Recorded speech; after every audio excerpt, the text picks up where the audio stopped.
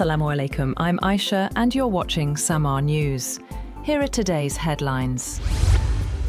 President Donald Trump has said that Washington may strike Iran again if no agreement is reached, revealing he was an hour away from ordering a new attack before postponing it. Talking to reporters, Trump claimed Iran's leadership is now begging for a deal as pressure grows to secure an accord that would reopen the Strait of Hormuz and prevent Tehran from obtaining a nuclear weapon.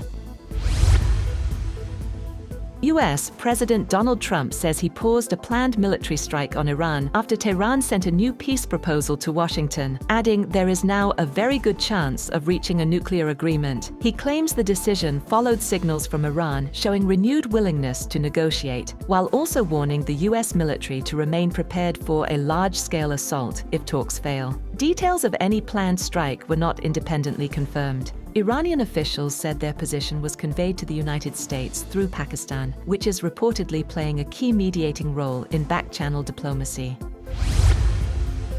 Iran's army has warned it will open new fronts against the United States if attacks resume, after President Donald Trump said he had paused further military action in hopes of reaching a deal with Tehran. Iranian military spokesman Mohammad Akraminia said any fresh aggression would be met with new equipment and new methods.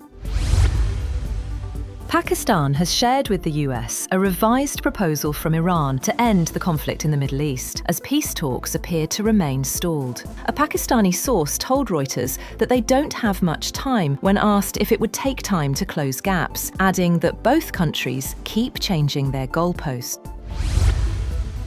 Separately, Iranian Foreign Ministry spokesman Esmail Bakai has said that Tehran holds no hostility towards neighbouring countries and that negotiations with the United States were continuing through Pakistani mediation. During a weekly news briefing, Bakai has said that the United States and Israel posed a threat to the region and that regional countries, particularly the United Arab Emirates, should learn lessons from recent developments. He also said that Iran maintained cordial relations with countries across the region.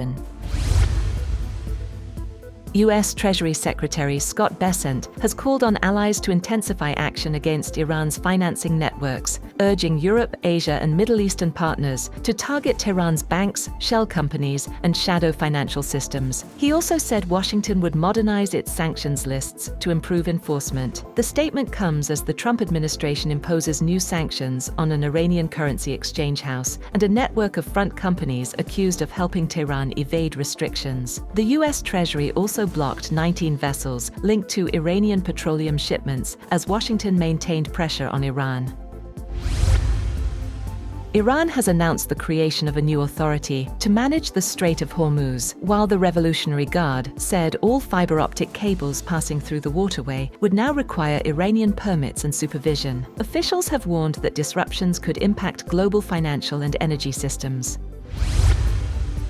Qatar has said that there are no special arrangements in place for exporting energy products, despite ongoing disruption in the Strait of Hormuz. Foreign Ministry spokesperson Majed Al-Ansari said the closure of the waterway has complicated regional supply chains, warning that any blockade violates international law and threatens global energy security. Doha says only 2 Qatari LNG tankers have crossed during the crisis, while more than 10 fully loaded vessels remain stranded in the Gulf.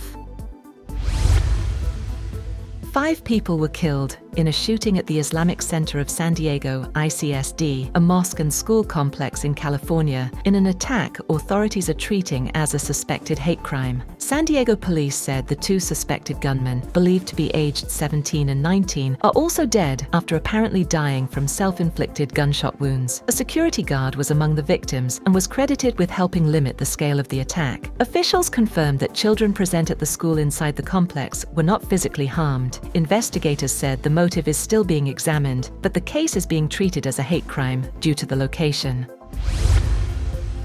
NATO's top commander Alexus Grynkewich has said that a planned US troop reduction in Europe will not weaken the alliance's defense plans. Speaking in Brussels, he said European allies and Canada are taking greater responsibility for regional security, while Washington adjusts its military presence over the coming years. Russian President Vladimir Putin has arrived in Beijing for a 2-day visit, where he is expected to hold talks with Chinese President Xi Jinping. Chinese Foreign Minister Wang Yi greeted him at the Beijing Capital International Airport. This marks Putin's 25th visit to China, with the two presidents set to exchange views on bilateral relations, cooperation in various fields, as well as international and regional issues of mutual interest. Cuban President Miguel Díaz-Canel has warned that any U.S. military action against Cuba would lead to a bloodbath amid rising tensions over reports that Havana may have acquired military drones. He said Cuba does not pose a threat to any country and insisted it has no aggressive intentions, but added that it would defend itself under international law if attacked. The warning follows a report alleging Cuba has obtained more than 300 drones potentially capable of targeting U.S.-linked sites, including the Guantanamo Bay base and locations in Florida.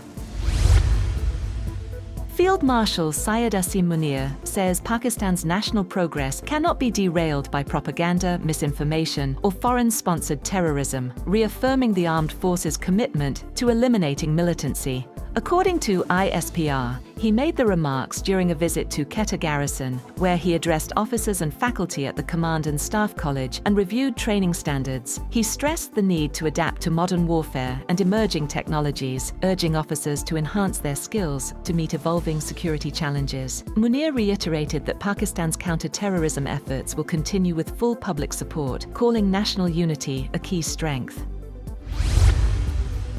And at least 18 people have been killed in widespread flooding as torrential rains continue to batter southern and central China. Schools and businesses have been shut, transport and power supplies disrupted, while emergency crews evacuate residents from affected areas. Chinese authorities have launched disaster responses and allocated millions in relief funds as severe weather moves east and south. That's all for now. For more updates, visit www.samaa.tv. Thank you for watching SAMAA News.